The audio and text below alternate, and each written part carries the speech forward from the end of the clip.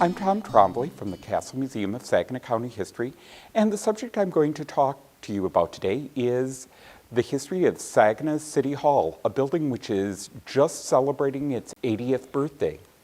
The building was completed in 1937 and opened to the public on November 8th of that year. The history of the building that was constructed reflects the building that preceded it, which was the very elaborate City Hall completed in 1892 that was located halfway between Saginaw's two business districts. Of course, originally Saginaw had been two separate communities, East Saginaw and Saginaw City, and the two communities were joined in 1889, and the compromise was that a new city hall would be constructed halfway between the two cities. Here the building is at its height in the early 20th century, and it was tragically destroyed on a fire on April 9th, 1935. The building started during the business hours. Fortunately, everyone escaped, and most of the records were saved, but the building was completely destroyed by the fire. And this just photographs that show how badly damaged the building was. It took over 2 years to complete a new building.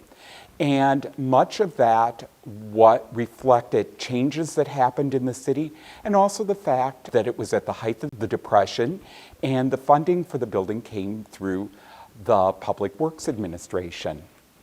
Actually, an architect for the building was selected late in 1935, several months after the fire, and the architect was Carl Mccumber. Carl Mccumber was a University of Michigan graduate and did a number of buildings throughout Saginaw. One of them, of course, that I'm very aware of is the work he did on Saginaw's Castle building, the Castle Post Office.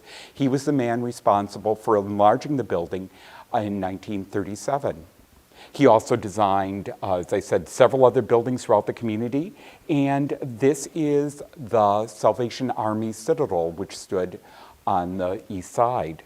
In 1936, as the building was being developed, the building was deliberately designed to be very functional. In first glance, it looks very simple, but when you study the building, it's actually a very elegant, carefully conceived building, and was considered a model city hall for a community like Saginaw. The building, in many ways, the city government, the city council, made decisions which would lead to a building that was very different than the building that was destroyed in the fire.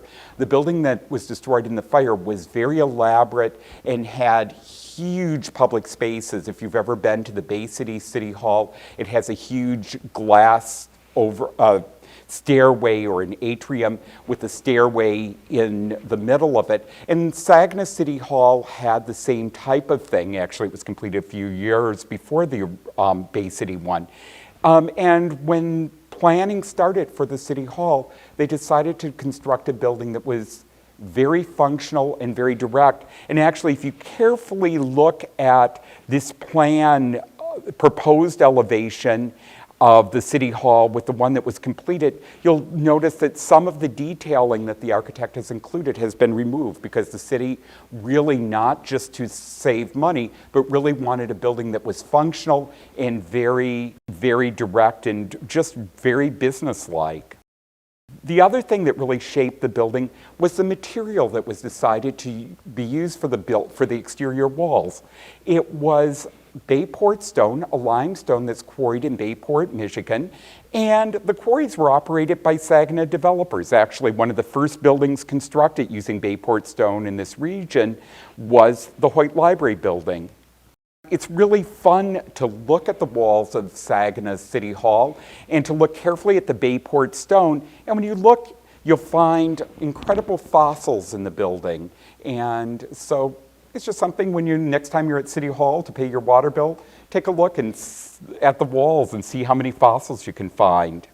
The Bayport stone is really very handsomely combined with smooth limestone and very simple trim, which is influenced by the Art Deco style that was so popular at the time. Near the entrances, there's even more trim, this very beautiful marble panel with an overlay of aluminum design in a Art Deco pattern. Throughout the building, you'll find small details. Remember this detail, we'll look at it. It's above the front door. We'll see its relationship to other details as we look at the building. The original windows were an aluminum framed windows. Some of them remain in the entrance bays. In the office parts, most of those have been removed. The building is situated on a really large lot, and it was adjacent to a residential district and park area. And just to give an idea how really carefully modeled and how handsome the building is. One of the things that really shaped the building and also delayed its construction and upped its price at the time was Saginaw's adoption of a city manager form of government. Prior to that time, the mayor had been much more powerful, and the new city charter changed that. And that happened right while the building was being planned. So the building had to be rethought and the floor plan reworked. Another thing that happened, a decision was made to consolidate a number of city offices within the building, including the police department.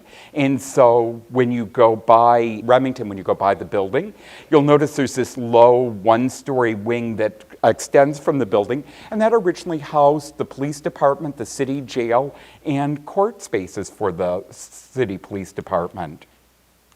When you look at it, there's more of the really very simple but very carefully thought out deco trim and designs, and the windows are organized to create vertical bands within the building. When you look at the windows, you'll notice there's really handsome aluminum spandrel panels in between with an Art Deco design. And I thought we'd just kind of take a quick walk through the building and look at some of the period details that remain, which there are many. On the outside, there are these really handsome light standards, which have more of the Art Deco design, and we'll see some of the designs that are used on the standards reappear in the building, and there are on the rear elevation of the building, there are matching sconces. When you enter the building, these are the original double doors in the inside, and they have the original hardware, which was by the Sargent Company, a nationally known company, and they were supplied by Morley Brothers of Saginaw.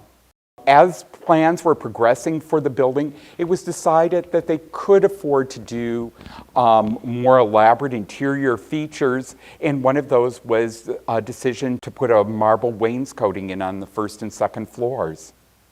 Above each of the offices, although some of the offices have moved around, if you look really carefully, you can see traces of that, but it's the original Art Deco letters in gold leaf on the marble panels. And there's a plaster cornice in the hallway, and this really elegant stairway that leads upstairs, which has more of the same designs we'll see in other parts of the building. It's really interesting how this light fixture is one of the original light fixtures, and think of how it relates to the ones we looked at outside. And this is just a close-up of the light fixture.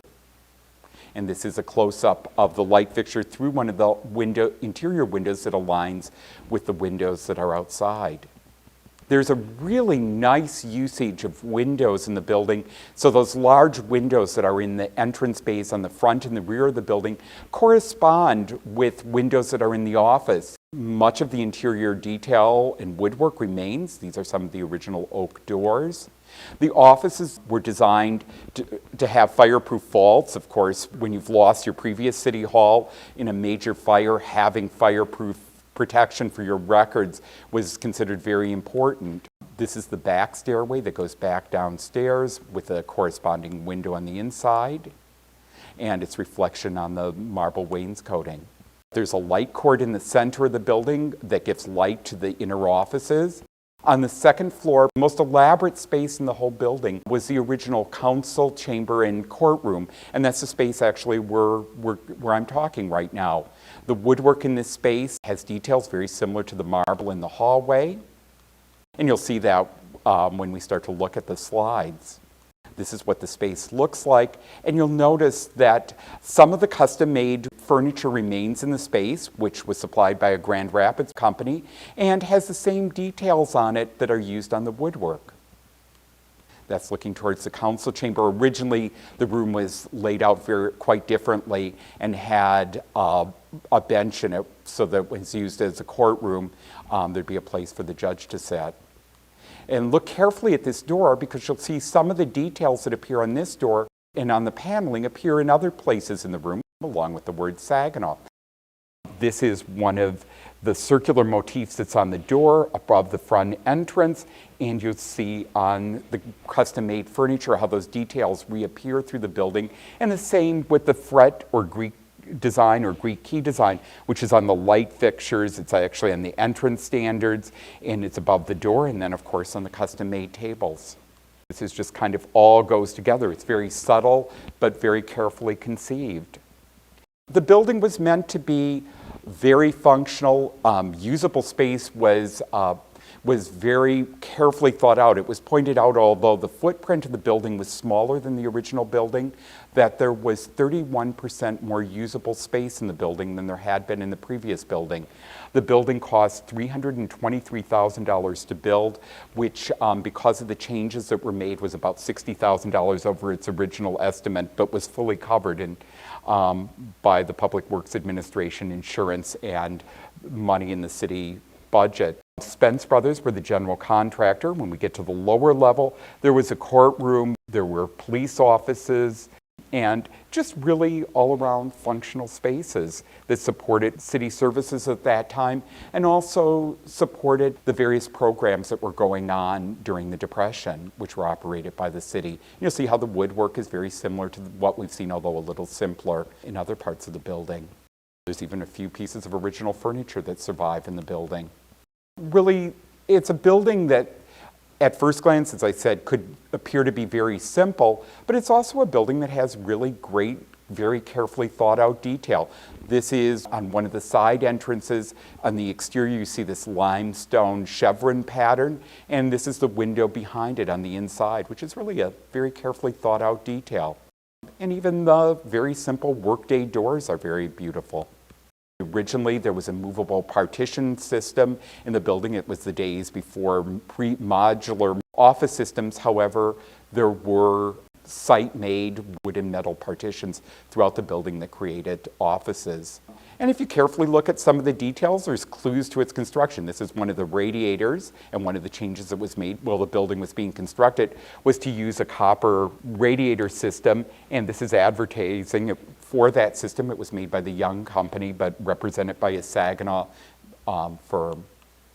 It's a building that's really served the community well for 80 years. It was designed with the idea that a third floor could be added, which never happened. However, it's a building that's adjusted to a changing community for 8 decades. Here it is, covered with ivy when Saginaw was a model city in the 1960s. And of course, this is a view many people know of Saginaw City Hall. Christmas time with holiday lights around the building. And it's a tradition that dates back at least to the 1940s. The first mention I found of the building being decorated with holiday lights was 1947.